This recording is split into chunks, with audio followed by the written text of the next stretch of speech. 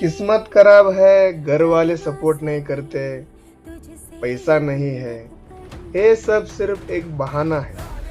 जब भूख असली होती है ना, तो इंसान रास्ता ढूंढ ही लेता है। दुनिया को तुम्हारे संघर्ष से कोई मतलब नहीं है, उसे सिर्फ कामयाबी देखनी होती है। तो रोना बंद करो और काम स्टार्ट करो।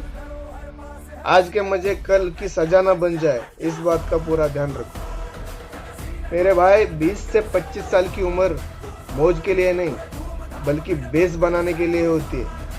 अगर आज तुम समय को बर्बाद कर रहे हो, तो याद रखना मेरे भाई, कल यही समय तुमको बर्बाद करने में देर नहीं लगाएगा। अभी भी वक्त है, संभल जाओ।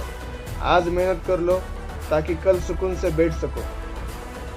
और मोबाइल का इस्तेमाल जरूर करना, लेकिन लिमिट में करना, क्योंकि मोबाइल अच्छा भी है और बुरा भी है।